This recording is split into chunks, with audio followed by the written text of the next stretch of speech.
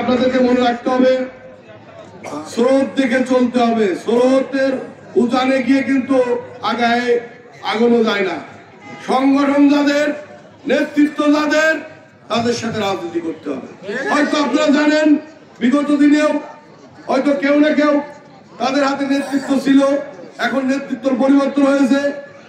জনগণ বা বিএনপি যারা করেন তারা কিন্তু সেই জায়গাতেই আছে। জনাব তারেক রহমান যার হাতে নেতৃত্ব দিয়েছেন, আপনারা কি তার সাথে রাজনীতি করবেন না অন্য কারোর সাথে করবেন? বলেন। তারেক রহমান যার উপর দায়িত্ব দিয়েছেন, এই কুষ্টিয়া জেলা দায়িত্ব দিয়েছে যাদেরকে, আপনারা তাদের সাথে তো অবশ্যই রাজনীতি করবেন। যে কারণে স্রোত দেখে চলতে হবে। এই ইউনিয়ন গ্রুপিং থাকতেই পারে, এত বড় দল গ্রুপিং থাকবে, এটাই স্বাভাবিক। তবে আপনাদের বলতে চাই, আপনারা জনাব আলাউদ্দিন খান ওনার হাতকে সবাই শক্তিশালী করবেন তো? বলেন, হাত তুলে দেখান। এই খুকসা ইউনিয়ন বিএনপি দুর্গ এবং ঘাঁটি, সেই ঘাঁটিতেই আজকে আমরা মিটিং করছি। আমি এখানে জনগণ দেখছি, ভালো লাগছে। আমরা আমাদের প্রত্যাশা চাইতে আমাদের প্রাপ্যটা বেশি হয়ে গেছে, যে কারণে আপনাদের উপস্থিতি আমাদেরকে মুগ্ধ করছেন এবং আপনাদেরকে ধন্যবাদ জানাচ্ছি যে আপনারা এই মিটিংয়ে উপস্থিত হয়েছেন। যাই হোক, আমি একটু অন্য প্রসঙ্গে দুটো কথা বলতে চাই। সেটা হলো রাজনীতির হিসাব নিকাশ করেই তো রাজনীতি করতে হয়।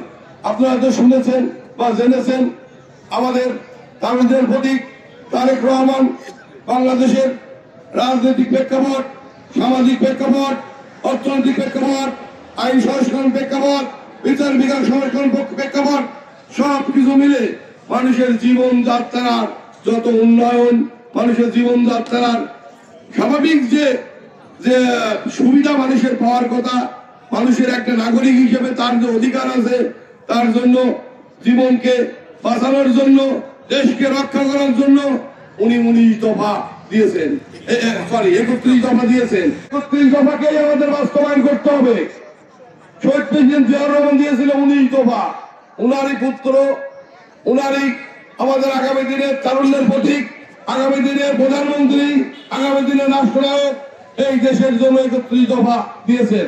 সেই 31 দফা যদি আমরা বাস্তবায়ন করতে পারি, তাহলে আমাদের অর্থনৈতিক, সামাজিক সব উন্নয়ন হবে এবং দেশকে একটি মডেল বাংলাদেশে রূপান্তরিত হবে। এই বাংলাদেশ একদিন বিশ্বের দরবারে মাথা তুলে দাঁড়াবে। এই বাংলাদেশ একদিন স্বনির্ভর বাংলাদেশ হবে যদি আমরা 31 দফা বাস্তবায়ন করতে পারি। আমাদের বাঙালির চেতনার দফা, হয়তো আপনারা জানেন 5 আগস্টের পরে এই দেশ আবার নতুন করে স্বাধীন হয়েছে। সেই স্বাধীন নেতার আলোতে আজ আমরা মুক্ত বাতাসে নিঃশ্বাস নিচ্ছি, ঘুরে বেড়াচ্ছি, ঘরে ঘুমাচ্ছি, কিন্তু আজ আমরা স্বাধীনভাবে চলাফেরা করছি। আজ যদি এই 5 আগস্ট না হতো, আপনারা যারা আছেন, আমরা যারা আছি, আমরা কি কেউ এখানে বসতে পারতাম? বলেন। আমাদের অবস্থান হতো কোথায়? ওই অন্ধকার জেলখানায়। যাই হোক, সৃষ্টিকর্তার প্রতি অশেষ রহমত যে উনি আমাদের বাংলাদেশের মানুষের মুক্তির জন্য উনি উনার ইশারা দিয়ে আমাদের যে তারুণ্যের প্রতীক জনাব তারেক রহমান, উনি দীর্ঘদিন এই বাংলাদেশকে এই স্বৈরাচার হাসিনার হাত থেকে রক্ষা করার জন্য উনি দীর্ঘদিন পরিকল্পনা করে সেই পরিকল্পনার ফলই আজকে আমরা ভোগ করছি। তবে আরেকটা জিনিস মনে রাখবেন, আমাদের দল কিন্তু এখনো ক্ষমতায় আসেনি। দেশে বিদেশে অনেক ষড়যন্ত্র চলছে, সেই ষড়যন্ত্রকে মোকাবেলা করে আমাদের টিকে থাকতে হবে। আন্দোলন সংগ্রাম যদি আসে, আমরা সেই আন্দোলন সংগ্রামে আবার ঝেঁপে পড়বো এবং এই আন্দোলন সংগ্রামকে আমরা রুখে দাঁড়াবো। আপনারা সবাই সেই দিকে মানসিকভাবে প্রস্তুত রাখেন। এই দেশে কেউ ইচ্ছা করলেই যে সে ভোট দিন নির্বাচন করে সংসদ সদস্য, ইউনিয়নের চেয়ারম্যান, উপজেলার চেয়ারম্যান, কোন মেয়র কেউ হতে পারবে না। মানুষের তার প্রান্তে গিয়ে ভোট নিয়ে কিন্তু জনপ্রতিনিধিত্ব হতে হবে এবং সেই দিকে সবাই লক্ষ্য রাখবেন এবং সেই দিকে সবাই চিন্তা করবেন। যাই হোক, আমার সাথে অনেক আমাদের নেতারা আছেন, ওনারা ভালো ভালো সুন্দর কিছু কথা বলবেন, সেই কথাগুলো শুনবেন এবং আমি অতিশয় শেষ করতে চাচ্ছি।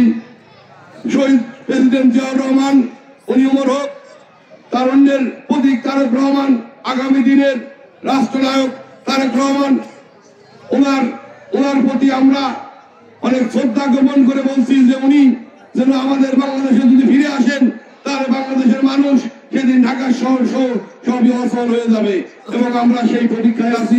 যাই হোক, শহীদ প্রেসিডেন্ট অমর হোক, খালেদা জিয়া জিন্দাবাদ, তারুণ্যের প্রতীক তারেক রহমান জিন্দাবাদ, জিন্দাবাদ। ভালো থাকেন সবাই।